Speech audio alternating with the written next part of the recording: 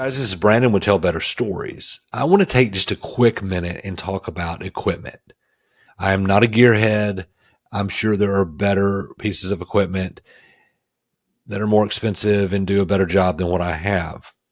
But for my money, I want to sing the praises of the DBX 286S, and it's a processor, and it has a compressor, and that's what I use it for mainly.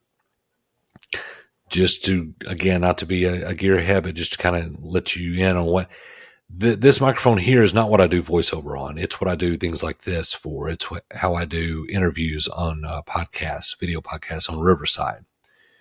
This is a CAD E70. It's really made for drums. I used to use it for acoustic guitar. It's a condenser mic. It's a pencil mic, I guess what they'd say. And I talk across it.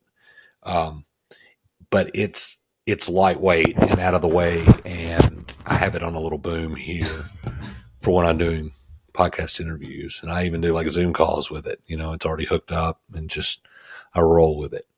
And this runs into my DBX 286S, which is what I wanted to talk to you guys about today. And then that runs into my interface, which is a Scarlett 2i2, I believe, and then into my computer. Well, you can boost the signal on this DBX, but you can also use a compressor. And what compression does, you know, you talk to 5 people, you'll get 5 different answers about compression. And in music, it wears me out trying to figure it out on certain instruments and doing things. I'm still learning, always learning. But with the spoken word, I think I've figured it out. But just think of it like it squashes your low volume parts and your high volume parts, and it puts them together. So there's not so much variation. And the reason that's important for spoken word is when you trail off when you're talking. You know, we all do it. You start out big, and then you might trail off at the end of a sentence. I'm the worst at it. And what that does, that kind of levels that out.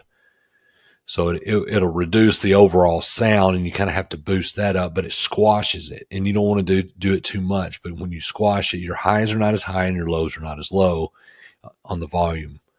So it just makes it a more even. And that's so important in telling stories. That's so important in communicating with people. That's so important if you're the host of a podcast.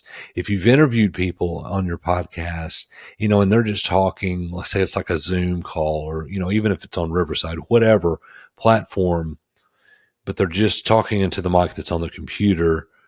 You know, if you ever have processed the WAV files to try to boost it or whatever, you'll notice how varied they are. They still start out big, and you'll have a huge waveform, and then to go down to almost like a little line. There's like nothing.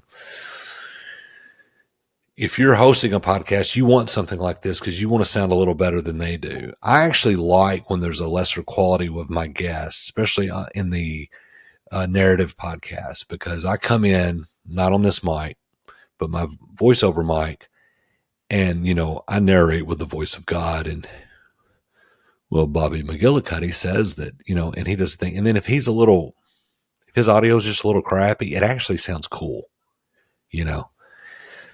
But you want to differentiate yourself from your guests. And this is imperative. Voiceover, it goes without saying. If you're doing voiceover, you definitely need compression. And a lot of people do it on the back end. And I actually do compression on the back end as well in Logic. But I run this mic into a compressor, the DBX, that has the boosting. It has the compression. I have some EQ on it. It has a de-esser. I do have it set. S's are not my thing. I get more boomy than I have high sibilants. So yeah, so it runs into the DBX beforehand. So going into Logic or going into Riverside, it's going to already, that way it's already done.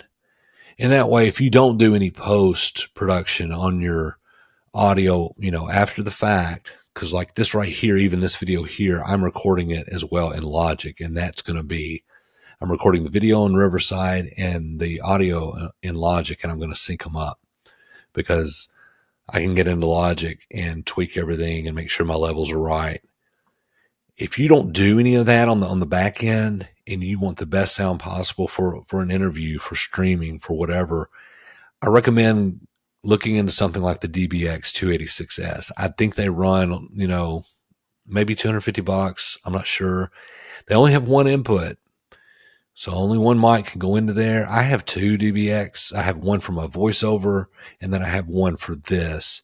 And then when I do music, I probably use this one because I can change the settings and not worry about it. I want my voiceover stuff staying set because the DBX, you set it and forget it.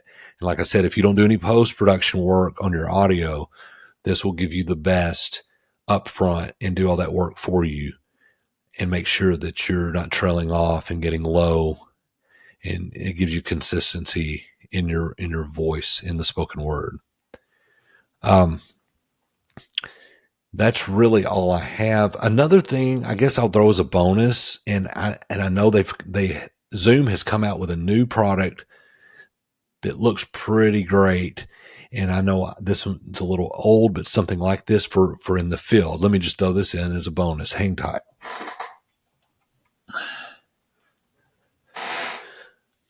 A digital recorder. I have a Zoom H5, yeah. And I think there's a new one coming out that looks pretty cool. It records in stereo. And I have even started, it's not as cumbersome as it looks. It's about the size of an iPhone, really. I stick it in my back pocket. I put a lavalier mic that I hook up here sometimes.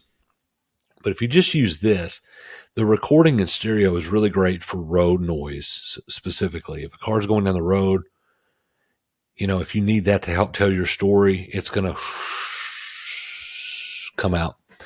It's going to do that, which is awesome. I love doing narrative podcasts with this thing. I've done interviews on them. I'm sitting at a desk and I've got a guy to my left and a guy in front of me, and I'm kind of in the middle.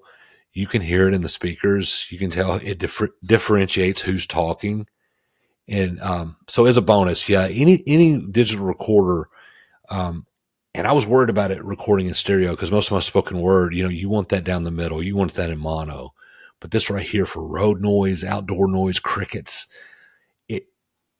if you're building anything narrative, if you're putting any kind of sound design in anything, these little things or something like it are great for out in the field. And they have different attachments where this is the microphone that comes with it. They have, like a boom, and you can get all kinds of, the wind is a big deal and they have like the feathers you can put on the mics and do all that. But anytime I'm driving, because I do a lot with that automotive podcast where I'm in the car and I'm starting it up or walking up to it, keys jingling, anything, this right here is great for that. And then I end up throwing it in my DAW and boosting the signal and helping, boost that up. And I do all the EQing in there. But Zoom H5 for in the field, DBX 286S, set it, forget it, run your spoken word through it. You can thank me later. Thanks, guys.